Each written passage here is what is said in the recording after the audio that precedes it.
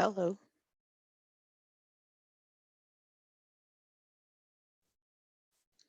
Hello, hello, hello.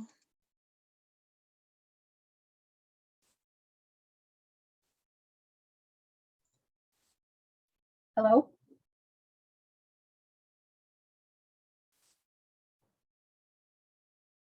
Hi, Gretchen, are you there? Yes, I am. Can you hear me? I can hear you, yes. I'm very early. I just logged on so I could be ready whenever you started. Okay, that's fine. I was just going to make sure my technology was working and that I could share my screen and do all that fun stuff. So you're welcome to hang out and stay. Okay, thanks.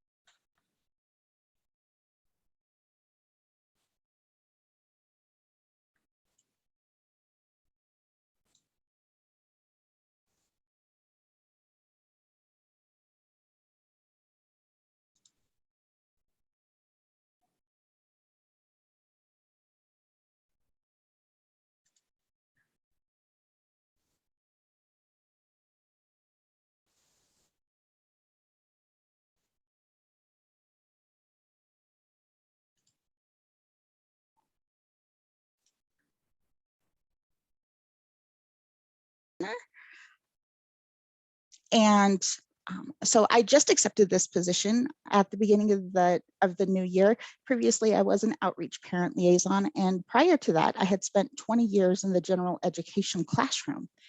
And interestingly enough, I thought I knew everything I needed to know about special education. As a teacher, I was like, oh, I don't need to know anymore. I'm good. I know everything I need to know. And then I took this position in April and I learned a ton. There was a huge learning curve. And I was like, oh my gosh, I did not know anything about special education. And I've learned so much and have been able to grow and have discovered that probably every single IEP meeting I went to was probably not legal. It was probably illegal in some kind of way. So just in growing and learning, this is where it's brought me. And I'm here with you guys. And we're going to talk about the IEP process today and just kind of going forward, a little bit about FAPE, a little bit about violations and how to kind of stay out of those violations. So that's what we're going to do today. I'm just going to share my screen. Hold on just a second.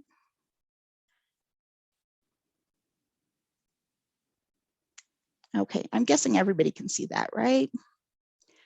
So just a little bit about PIC, the Parent Information Center.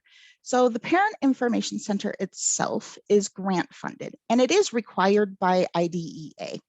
So every state pretty much has an organization that's very similar to PIC. They're normally called PTIs or Parent Training Information Centers. We kind of like the Parent Information Center for ours. In North Dakota, it's called Pathfinder Services, so it's a little different in North Dakota. So every place is a little bit different. A lot of times, we get phone calls from parents. We answer questions about disabilities themselves. We answer lots of questions about IDEA and what the law says and whether or not our interpretation of the law and whether or not the school district is kind of violating that law. We answer lots of questions about general special education questions. Just, can the school do this? Can they do this? Is this a good accommodation? Is this not a good accommodation? We also get lots and lots of questions about eligibility.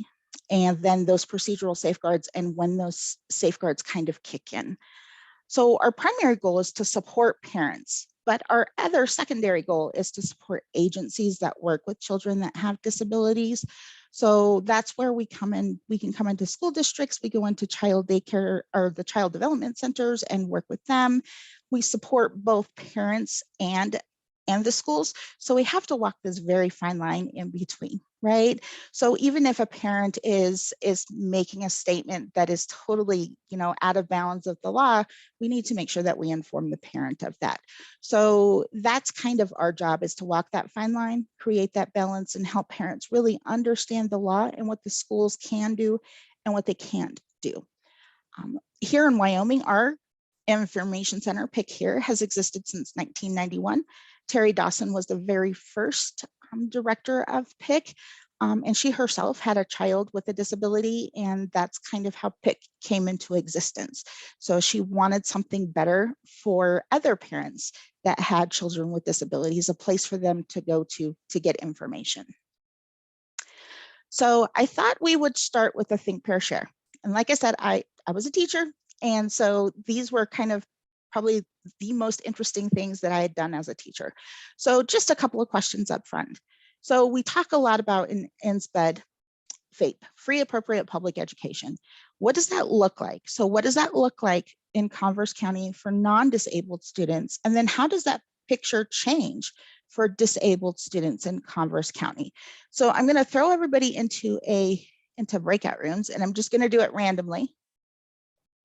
If I can find the breakout rooms, there they are.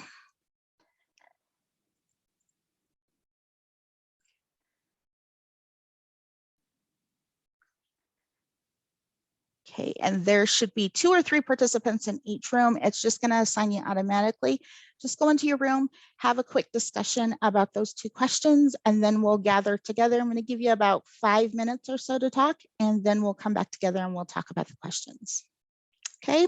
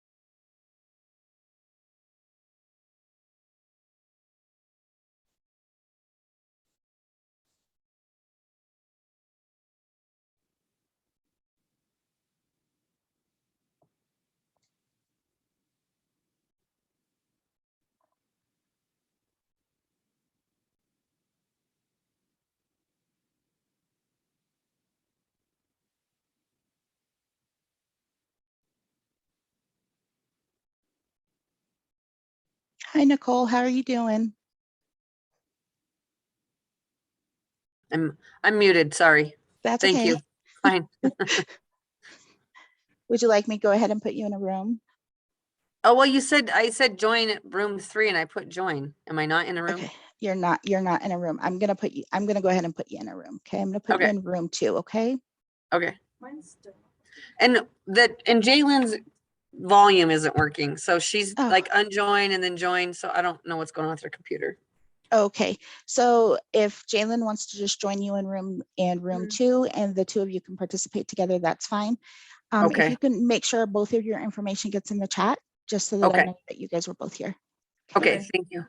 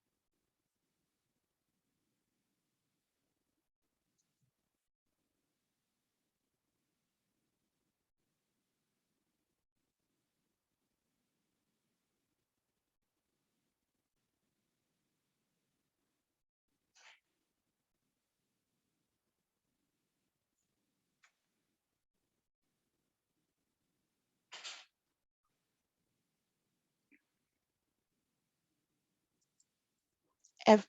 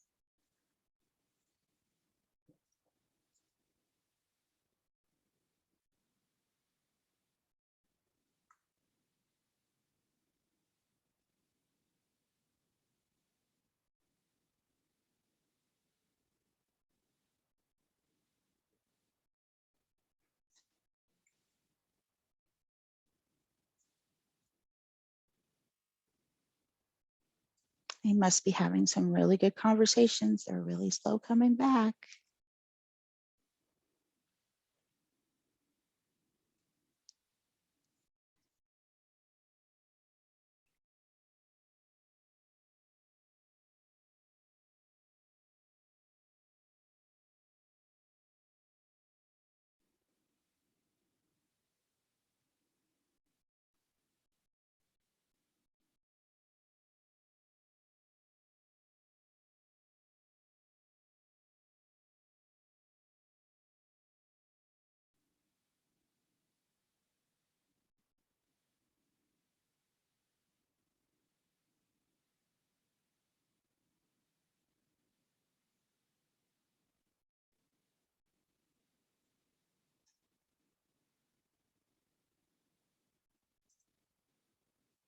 Hey, how are we doing? Is everyone back?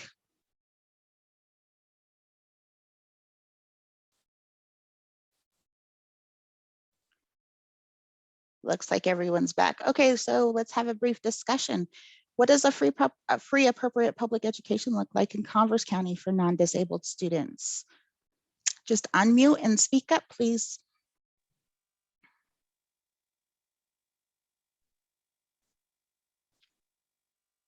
Don't be shy, guys. All students should have equal opportunities. Okay, very nice. What else?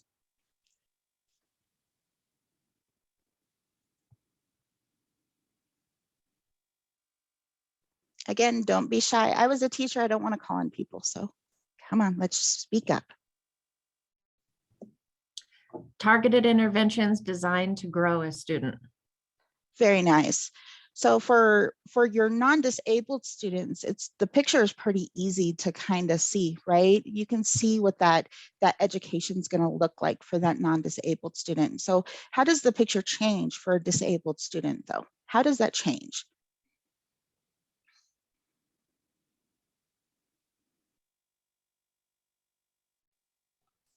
Well, I think the biggest thing is time. What's one of the big things we look at is the time that they get to do something. Very nice. What else?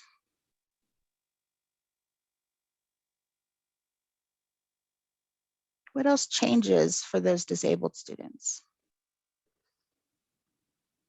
What about that 4th grade team that just joined us? You guys are all together. That's so nice. Like to see teachers working together. What do you think?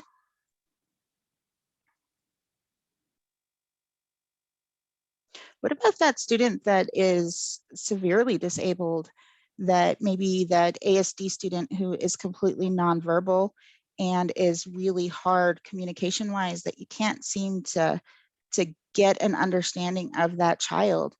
How does his appropriate education, how does FAPE look for that particular child?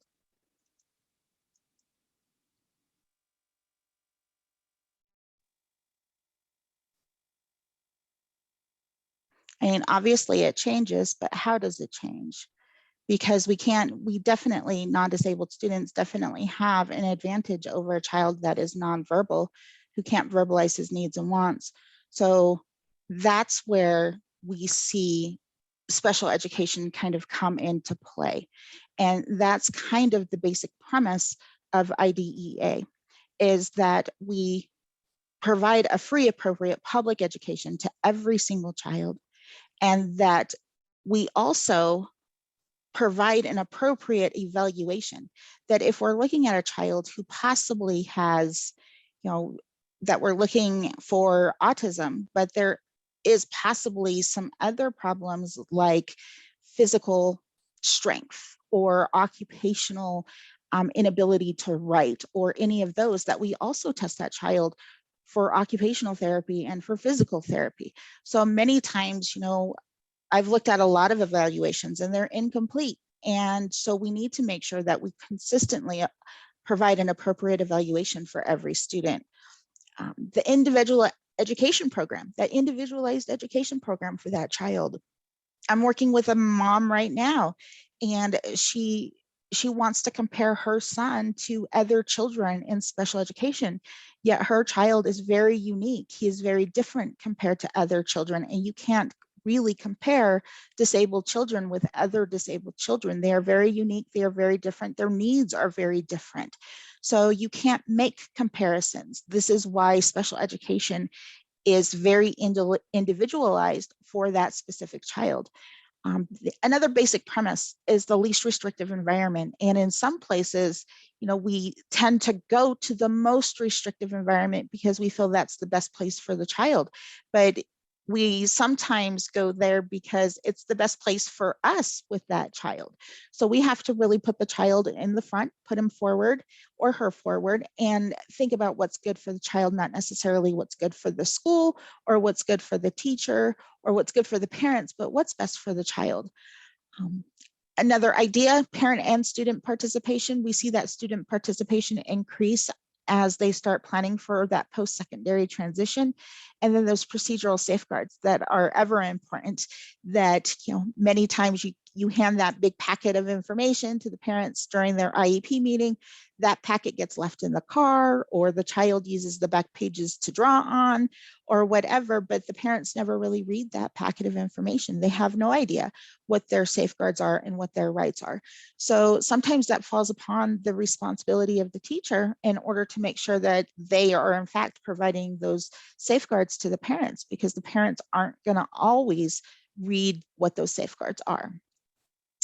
So if we look at just the definition of FAPE in the law, okay, just looking at it from the perspective of law, that we need to provide special education at public expense, under public supervision, and without any kind of charge. So parents at any time are never expected to pay for this education for their children. It also needs to meet the standards of your state agency, in our case, the WDE. It needs to provide appropriate preschools, elementary schools, and or secondary school education in the state. So when we look at accredited schools and we're talking about possibly another school of the deaf, we need to think that that school needs to be accredited just like any other secondary school or elementary school in the state of Wyoming. So we want to make sure that those schools are appropriate, that they are fully accredited, that they do meet all of those standards that are necessary, so that we don't have a violation and a denial of FAPE for those children. We also want to make sure that all of those individualized education programs that we create meet the requirements of the law. And that's kind of what we're going to get into today, creating those individualized education programs.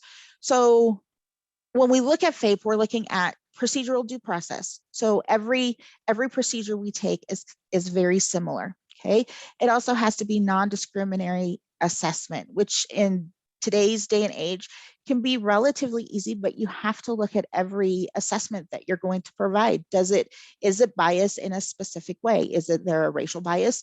Is there a nonverbal bias? Can I orally give this child this assessment? So you have to be very careful with those assessments that you choose to give. You also have to be careful, really careful with parent participation. I have heard more often than not, probably at least once a week, if not more than that, that parents don't feel like they're part of their child's education, and that they go to IEP meetings and that they're really not part of that meeting. The IEP is already written. All they have to do is sign, and that their thoughts, ideas for their children aren't really heard by the team. It also needs to be provided at no charge. So evaluations at no charge, the education at no charge. If the child needs an iPad to communicate well at school, then the school needs to be able to provide that iPad at no charge. It needs to provide appropriate modifications and accommodations for the child. The same mom that I'm working with, who continually compares her child to other children, she really feels like modifying for her child is inappropriate. She just wants accommodations. Once you start modifying in a high school curriculum, you lose that high school diploma. So you want to make sure that you are doing what's appropriate for that child. You want to provide age appropriate accommodations, grade level appropriate accommodations, and ensure that that child's in the least restrictive environment for that particular child. Not every child is going to be able to have full inclusion. We know that. Some children are going to have to be pulled out for services. We are aware of that. But we also want to make sure that that child's in the least restrictive environment for that particular child. So it is intended to be individualized. It's specific and unique to every single child. What works for one child is not going to work for another child. We all know that. As teachers, what works for one class isn't going to work for every single class that you have. They need to be specific, and they are intended to be developed by a team of professionals and the parents of the child. And in most cases, the parents of the child is the expert on the child. Here in Wyoming, we're kind of lucky. In rural schools, you know, the teachers tend to be the same all throughout elementary school, right? You get the same special education teacher, maybe K through 5, you get the same special education teacher 6 through 8, and then maybe you have to change in high school, but sometimes you don't. So here in Wyoming, we're lucky, but once you get into bigger areas, you don't have that freedom. Cheyenne, Casper, Gillette, they don't have that freedom. They have more teachers, and the parents are the ones that have long-term knowledge of that child. They're the expert on that child. Meetings are required to be held annually. You guys already know that. We don't have to talk about that one. An IEP team is always composed of the parents, special education teacher, a general education teacher, a person with authority, typically a principal, unless there is more going on with the child. A lot of times, if there is a child with multiple disabilities, you may also need your special education director to be part of that meeting. Professionals with insights and knowledge about the child. This can be professionals that the parents invite to their meeting. So you may have an ABA therapist with the child. You may have a counselor or another mental health therapist with the child that has information about this particular child. So any kind of other professionals or support that parents want to bring to their meeting. So with that, let's just break out, do another little discussion. How does your team in your school district work and collaborate with parents? And then do you think parents feel comfortable and willing to share at IEP meetings for your child? And then how, and because we can always improve, how could you improve as a team? What would that look like? What would you like to change to improve this for parents? Because sometimes parents really feel like they're not part of that IEP team. So I'm just going to put you on breakout rooms, have a quick discussion. We'll come back in 5 minutes and we'll move on from there.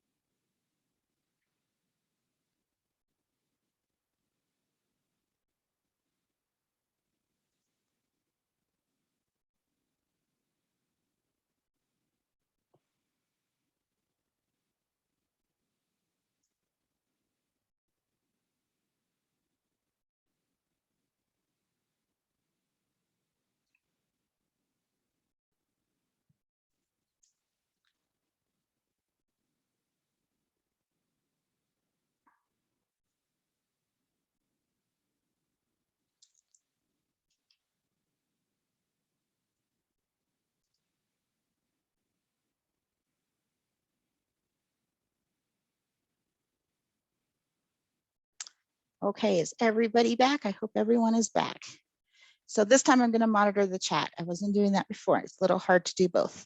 So I'm going to monitor the chat as we discuss. So how does your team work to collaborate with parents? And what does that look like in Converse County? What do you guys got?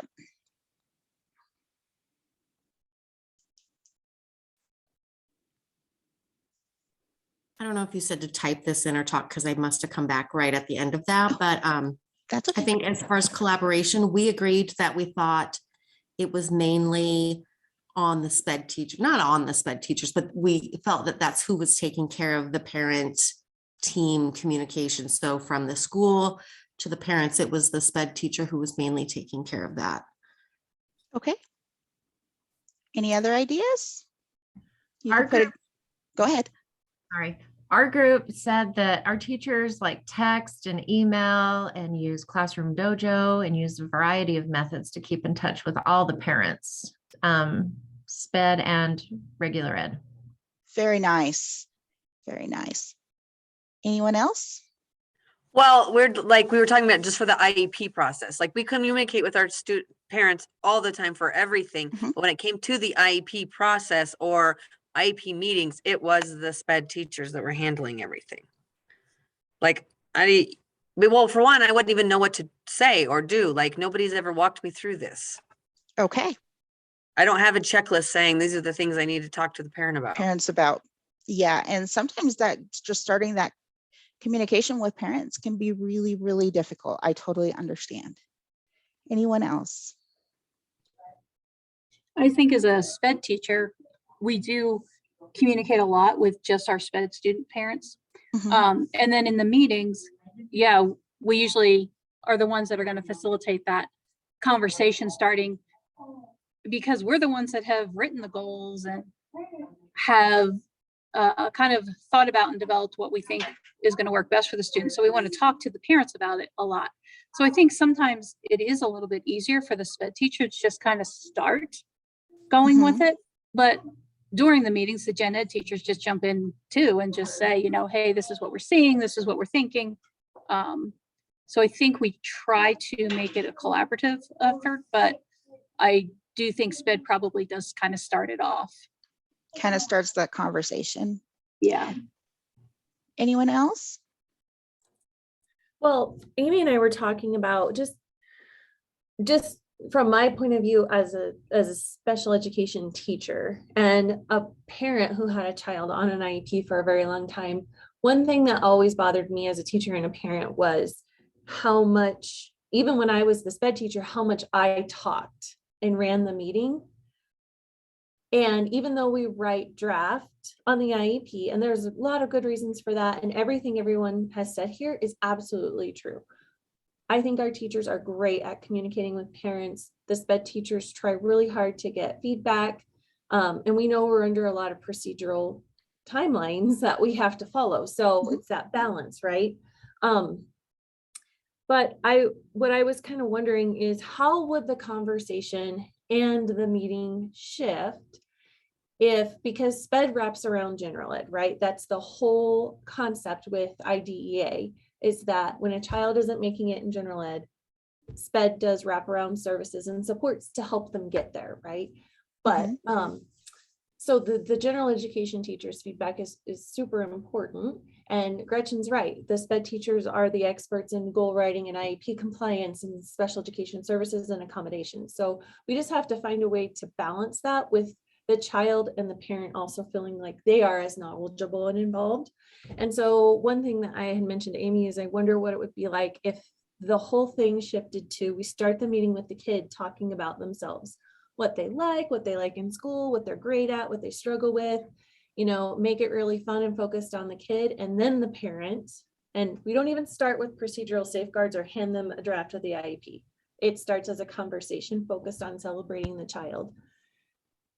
I was just wondering how that might shift the dynamic of a meeting if it was more conversation based. And then we followed up with, well, here's a draft of what we've come up with so far. Now that we've had this great discussion, how can we tailor, you know, a plan or a program to support the kiddo here? And I know there's a lot of debate on, you feel like you can't talk freely about a student if they're in an IEP meeting. However, if the student's leading the IEP meeting and we're thinking about the child first and growing them into an advocate who can someday advocate for themselves, we really shouldn't hide feedback about what they're struggling with, because that's going to empower them to advocate and ask for what they need, right? So I don't know, it's just a conversation. I don't think that there's anything wrong with what we're trying to do, but I don't know if it's optimal. So I think it's an open conversation we need to have. That's definitely a conversation that lots and lots of school districts are having. There is a movement to have student-led IEPs where the student is very much a part of that IEP process, that the student leads the meeting, that the student is there and active during the meeting. And obviously you can do that with some students, but you can't do that with every single student. But there are many, many students that you obviously can do that with. And so there is kind of a movement, and that's something that we are working towards. So I will be emailing SPED directors every month, and that's kind of what my next letter to the SPED directors is going to be about, student-led IEPs and kind of allowing students to advocate for themselves, because that is very important, and it is a very large part of their lives and something they need to be able to do post-secondary as they graduate from high school. So it's definitely a conversation that we need to have in the state of Wyoming. So very good. Any other comments, questions, concerns? Okay. I just wanted to throw something out there. Yeah. One thing that I've been co-teaching in my grade levels, and I've been kind of branching out a little bit more to second grade. We're going to start into some of that next year. And one thing that I've been just trying to do as a SPED teacher is I've been collaborating with my gen ed teachers to try and write my goals. Mhm. So before we even get to the meeting, we're kind of more on the same page as far as like what I'm writing, but they're also aware of that for like what we do as a team when we're in the classroom, so that we're kind of more on the same page with the kid. So I'm not the only one working towards that goal or the only one who knows about it. We're kind of walking that together. So like also when we have conversations with parents, we're not off on different pages. We're on the same team and the same platform going to a parent to explain things, which I also feel kind of has been helpful this year. Oh, for I me, at least. applaud you. I wish more SPED teachers would do that with their general education teachers. And general education teachers normally do not even know what the goals are for that particular child. And I applaud you for going and talking to those gen ed teachers. So thank you. Thank you very much. Anything else? Okay. So just some important considerations going forward about the IEP meeting. Sorry, guys. That's going away. Okay, so an IEP meeting is a collection of agreements. They're just negotiations between the members of the team. It's not, it's not a majority vote. You don't take a vote at an IEP team meeting. That's not how the meeting works. It's all done on consensus. It should be everybody agreeing and everybody understanding the decision of the team. A lot of times parents feel like they're left behind and that they're kind of left out. They don't fully understand exactly everything that's gone on during that meeting. So if we can just take a step back and remember that consensus is a group process, and that we have to allow every member of the team to have a voice, and that no one member of the team should be louder than the others. And that's even the parents.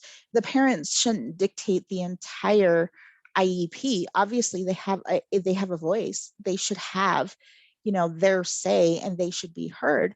But they are part of the team, and they should work with the team. So, every member should know and understand how each decision is made. They should understand what those things are going to look like. They should know what those accommodations are going to look like in the classroom. Sometimes, we in the team, we envision it one way, and then it actually gets applied a different way. And so, making sure that we make those changes and kind of be flexible with how things happen. But, understanding that parents need to understand the process as well, and that every teacher in the room needs to understand the process. I've been at team meetings before, and, you've got one teacher, typically the gen ed teacher, who doesn't feel like they're really part of the team, and he's grading papers or she's grading papers at the IEP meeting. And so making sure that we include every member and that they're aware that they are a part of this team and they are a very important part of this team, and that their voice is going to be heard. So just keeping in mind that it's consensus, it's not a majority vote, and that having consensus and moving forward and making sure that everybody's voice is heard is very important. So as we dig into the IEP, you always want a statement of the child's educational needs. That can typically happen at the beginning of your IEP. And if you look at the IEP, particularly here in Wyoming, the way that WDE has created that form, the IEP builds upon itself. It's kind of foundational. So that first section about the student's strengths, their educational needs, their preferences and interests, if you really build that section up front in the very beginning, you can use that section and the PLAF following that, those present levels following that, to create all of your goals, to create all of your accommodations and everything else that follows. So you really need to have that strong foundation. It's like building a house. You want a strong foundation up front, and that is the very beginning of your IEP.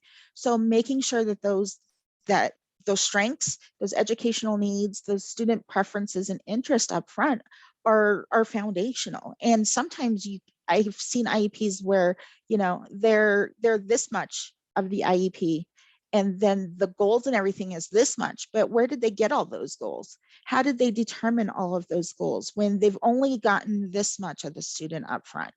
So you want to make sure that you build that really strong foundation up front. Then of course you do always have those measurable goals, and we'll get into that. I have a whole separate presentation on SMART goals and how to develop SMART goals. You want your statement of accommodations and or modifications, because some children will need modification. Any necessary assessments, that sort of thing going forward. Is this particular child going to do district assessments? Are they going to do statewide assessments? Which statewide assessments are they going to do? Any related services and specialized instruction that this kiddo is going to get. And it's important, particularly if you do kind of find yourself going towards a state complaint with a parent or due process or anything like that, that you kind of CYA, right? So you want to make sure that you have beginning, end dates, location, frequency, the duration of your services. Make sure that you're covering all of your bases up front. That way, if the WDE ever needs to look at your IEPs, then it'll say, well, no, I covered all my bases. I know I'm good. I wrote a strong foundational IEP up front. You also want to do that with your present levels of academic achievement and functional performance. That piece should be the largest piece of your IEP. That's where all of your goals are going to come from. And then a statement of supports for school personnel. A lot of times I've heard school personnel say, nope, we don't need that training. We know everything there is to know about autism. This child has autism, but we don't need any additional training. When, if the school just accepts that, okay, yeah, maybe a couple more trainings on autism or a set of books that we can read about autism would be really beneficial, so that we have that support for school personnel. As a teacher, we're all learning people, and we all understand that learning is lifelong and that we need to continue to do that throughout our lives. And then that last statement of the least restrictive environment for the child is very important. And your justification for why that particular child is in that environment is very important. So it needs to be a strong justification. If the WDE looks at it and it's just kind of wishy-washy, oh, he's there because he has autism, that's not a strong enough statement. They're going to want more information from you. So you need to make sure that you really justify the least restrictive environment for the child. The PLAF. A lot of times I hear parents, they'll call and they'll say, well, my child doesn't have any learning disabilities, therefore they don't qualify for special education. And then when I tell them that's not true, they are like, but that's what the school told me, right? So we always want to make sure that we're looking at functional performance of the child, not just academic achievement. Just because a child has good grades doesn't mean they don't qualify for special education. We always want to make sure we use those evaluations to the best of our ability to ensure that that child does not qualify before we make the statement that he doesn't qualify for special education. And then how does that disability that this particular child does have, how does it impact their progress and their involvement in general education? If a child does have core strength problems and can't sit up in a classroom, that's obviously going to impact them during the day. They're going to fatigue very easily during the day. They're going to need that physical therapy during the day. It's more about just those academics. So you really need to look at how the child's functioning at school. Okay, and just because the child is doing well in reading and writing and mathematics doesn't necessarily mean, or vice versa. Maybe the child's not doing well in those things and you're testing them for special education. But when you look at the evaluations, they don't qualify, right? So it works both ways. So we need to make sure that when we evaluate those children and as we're writing those present levels for that child, that we're looking at the whole child, not just the academic performance of that child.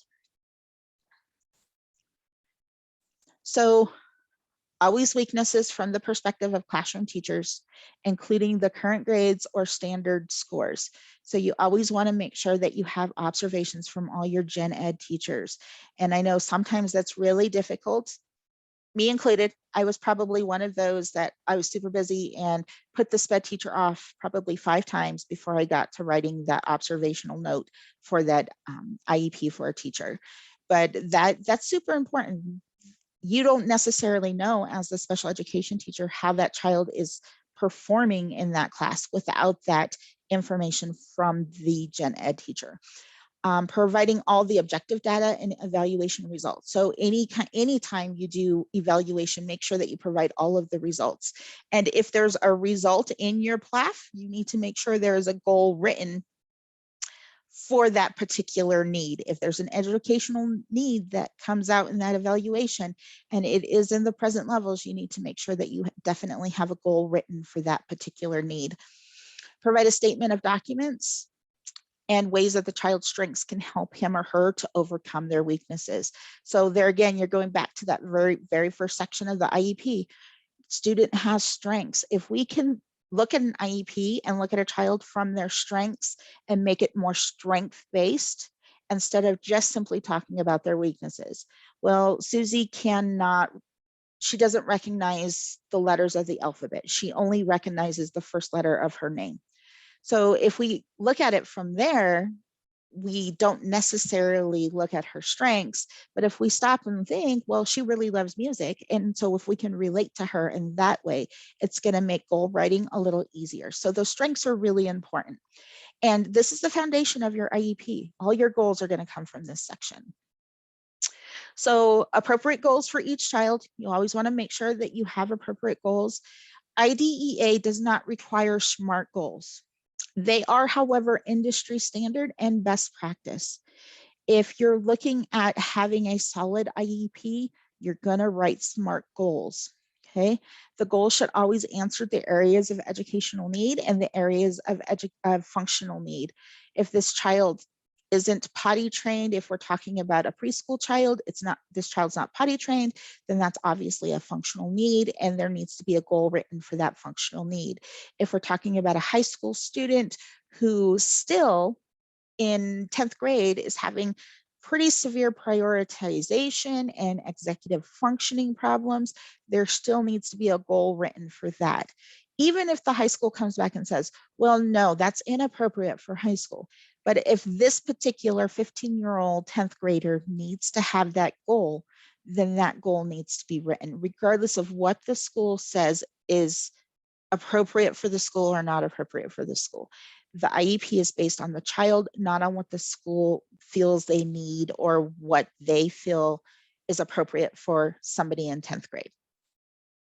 So going back, so this is a huge case, Andrew F. versus Douglas County School District in Colorado. It's a Supreme Court case, took it all the way to the Supreme Court. Decision was made in 2017, and it completely changes the way that goals are written for children with disabilities. So bottom line, mom really felt that her son was getting no meaningful benefit from his educational instruction. So she took the school district to court and she won.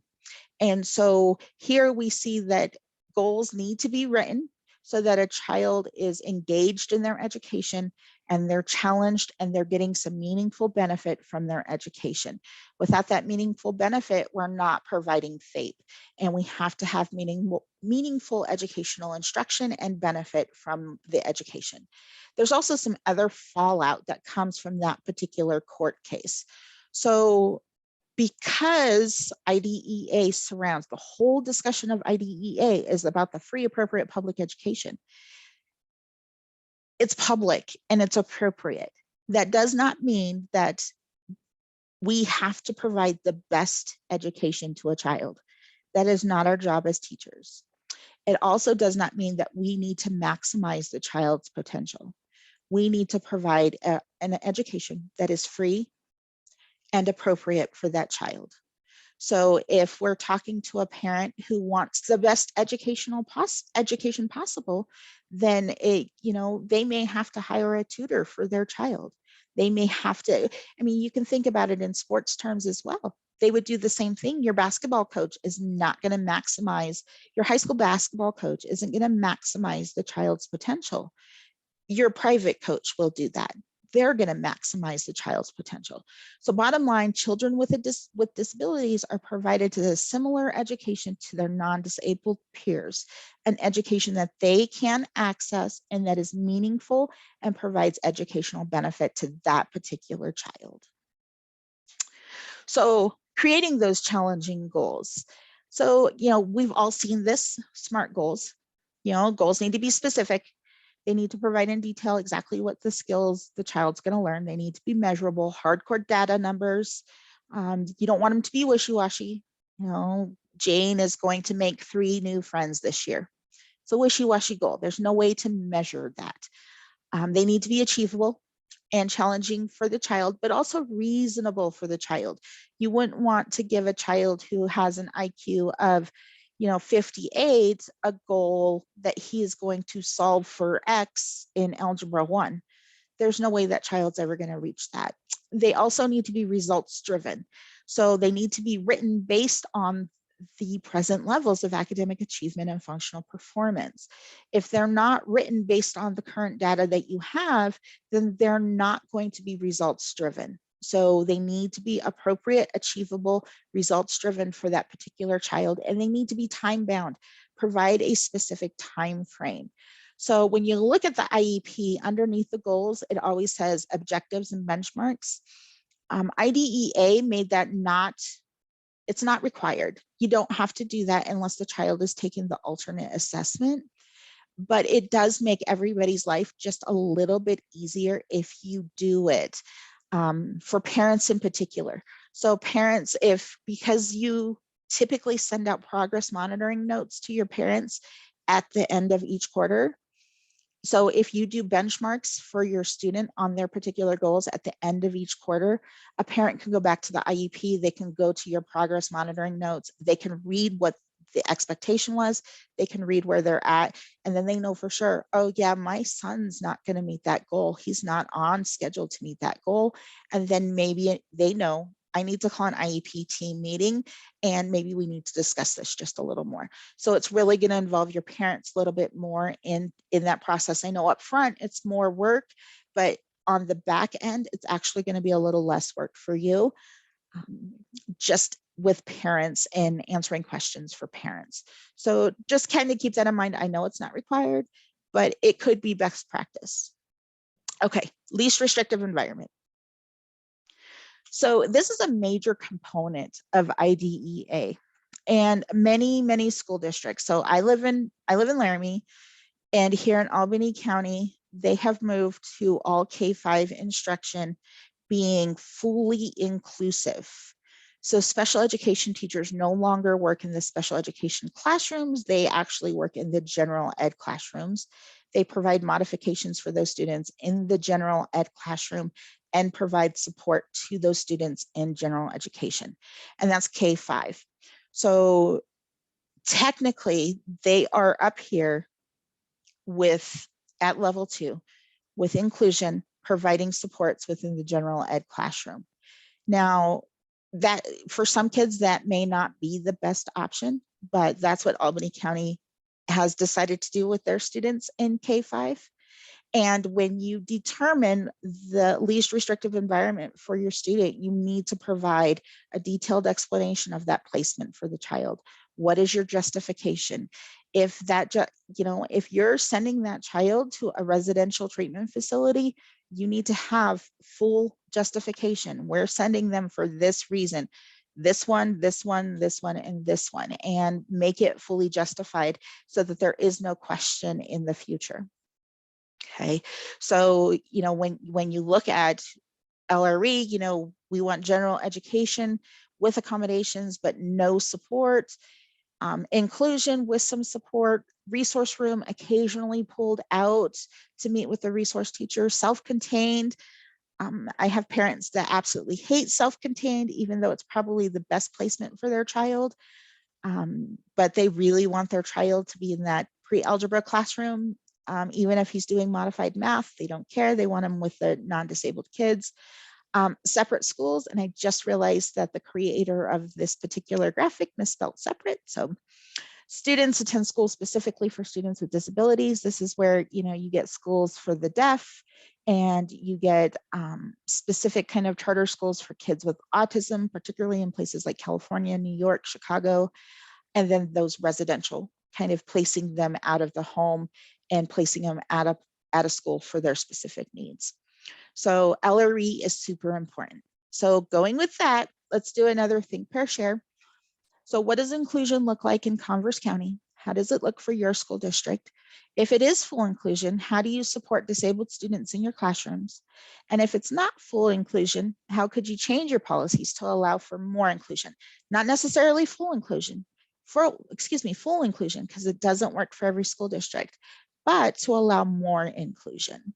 So I'm just gonna click and send you guys back to your breakout rooms, have a quick discussion, 5 minutes or so, and then we'll come back and talk about it.